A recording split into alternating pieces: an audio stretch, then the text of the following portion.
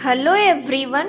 आज हम लोग लायबिलिटी के डेफिनेशन और उसके क्लासिफिकेशन के बारे में जानेंगे। आइए जानते हैं लायबिलिटी की डेफिनेशन क्या होती है। दूसरे लोग या बिजनेस जिनसे हम उधार में पैसा लेते हैं उनके पैसे को भविष्य में पे करने की जो रिस्पॉन्सिबिलिटी होती है, जो कंपनी की रिस्पॉन्सिबिलिटी बनती है, उसे हम लायबिलिटी कहते हैं। A company obligation to pay money to other people or business in the future is called liability. अब हम लोग लायबिलिटीज के क्लासिफिकेशन के बारे में जानेंगे। As per Schedule 3 of Companies Act 2013 के according liabilities are classified into two parts. First होता है नॉन करेंट लायबिलिटीज, सेकंड होता है करेंट लायबिलिटीज।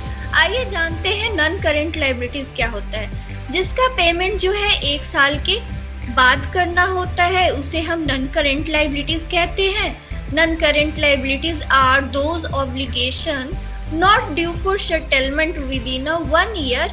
जिसका सेटलमेंट जो है 1 साल के अंदर नहीं होता है उसे भी हम नॉन करेंट लायबिलिटीज कहते हैं। नॉन करेंट लायबिलिटीज का सेटलमेंट जो है 1 साल के बाद होता है और नॉन करेंट लायबिलिटीज को लॉन्ग टर्म लायबिलिटीज के नाम से भी जाना जाता है। और जो करेंट लायबिलिटीज नहीं होता है उसे नॉन करेंट लायबिलिटीज कहा जाता है। डिवेंचर नॉन करेंट लायबिलिटीज होता है। डिवेंचर एक टाइप का लोन होता है, डेट इंस्ट्रूमेंट होता है, जिसका यूज़ जो है कंपनी, ऑर्गेनाइजेशन और गवर्नमेंट जो है लोन इशू करने के पर्पज से करती है। अगर कोई कंपनी लोन लेती है तो लोन के प्रूफ के लिए उसे एक पेपर मिलता है जिससे हम एक्नॉलेजमेंट ऑफ डेट कहते हैं, जिससे कंपनी ये एक्सेप्ट करती है कि मैं आपसे लोन लिया हूँ और मैं आपके लोन को पूरे इंटरेस्ट के साथ पे कर दूंगा। लॉन्ग टर्म लोन ये भी जो है नॉन करेंट लायबिलिटीज होता है और जो 3 साल, 4 साल, 5 साल लंबे समय के लिए लिया जाता है उसे लॉन्ग टर्म लोन कहते हैं। नेक्स्ट है पब्लिक डिपॉजिट। पब्लिक डिपॉजिट जो है नॉन करेंट लायबिलिटीज होता है। कंपनी जो है पब्लिक से 3 साल, 4 साल, 6 साल के लिए पैसे जो है लेती है और उनके पैसे को जमा करती है, जिसे हम पब्लिक डिपॉजिट कहते हैं। लॉन्ग टर्म प्रोविज़न ये भी जो है नॉन करेंट लायबिलिटीज होता है। इसमें लंबे समय के लिए प्रोविज़न किया जाता है क्योंकि बिज़नेस में पहले से ही पता चल जाता है कि हमारे बिज़नेस में 2 या 3 साल बाद जो है कुछ न कुछ लॉस होने वाला है। कितना लॉस होने वाला है एग्जैक्ट नहीं पता होता है और हम इसके लिए पहले से ही प्रोविज़न करना शुरू कर देते हैं। पहले से ही हम पैसा जो है सेव करने लगते हैं ताकि 3 या 4 साल बाद जो भी हमारा लॉस होगा उस लॉस को हम रिकवरी कर सकें। आइए जानते हैं करेंट लायबिलिटीज़ क्या होता है। करेंट लायबिलिटीज़ को शॉर्ट टर्म लायबिलिटीज़ भी कहा जाता है क्योंकि they are expected to be paid off within a year. जिसका पेमेंट जो है 1 साल के अंदर करना होता है उसे हम करेंट लायबिलिटीज़ कहते हैं। क्रेडिटर करेंट लायबिलिटीज़ होता है। जिनसे हम उधार में सामान खरीदते हैं उन्हें हम क्रेडिटर्स कहते हैं। अगर बी ने ए से उधार में सामान खरीदा है तो ए जो है बी के लिए क्रेडिटर्स होता है। बिल्स पेबल एक करेंट लायबिलिटीज़ है जिसमें एक बिल पे साइन करवाया जाता है कि आप जो है उधार में सामान खरीदे हैं तो हम इस बिल को एक्सेप्ट करते हैं। जो भी उस बिल का अमाउंट होता है उसका ड्यू डेट पे हम पेमेंट करते हैं, इसे हम बिल्स पेबल कहते हैं। बैंक ओवरड्राफ्ट करेंट लायबिलिटीज़ होता है। आइए इसे एग्जाम्पल के थ्रू समझते हैं।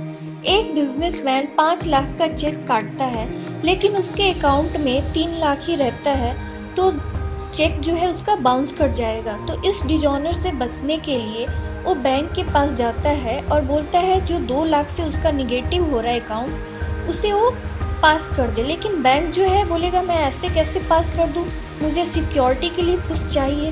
फिर बिजनेसमैन जो है अपना एसेट जो है उतने का गिरवी रखता है, उतने का वो एसेट जो है मोर्गेज करता है। फिर बैंक जो है उसका चेक जो है पास कर देता है।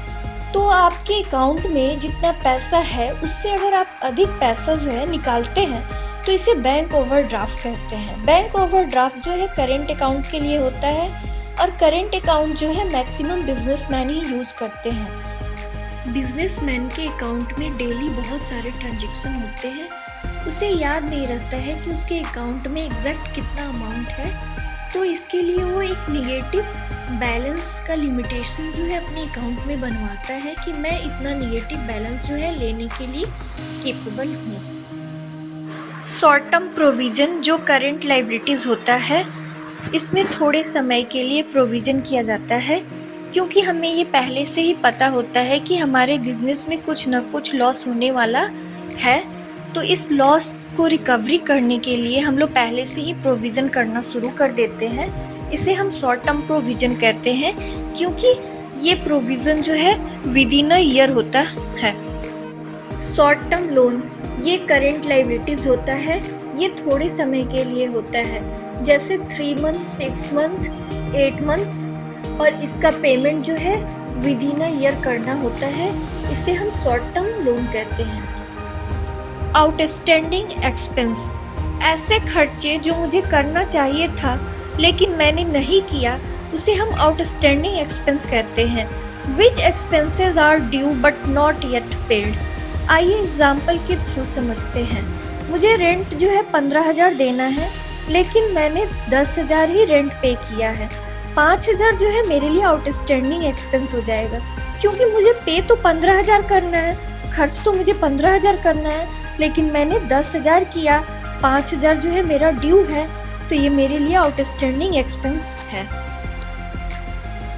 एडवांस इनकम किसी काम को करने से पहले ही हमें पैसा मिल जाता है तो उसे हम एडवांस इनकम कहते हैं और ये करंट लायबिलिटीज़ होता है। ये तब तक लायबिलिटीज़ होती है जब तक कि हम उस काम को पूरा ना कर दें। जब हम उस काम को पूरा कर देते हैं तभी ये हमारे लिए इनकम हो जाता है।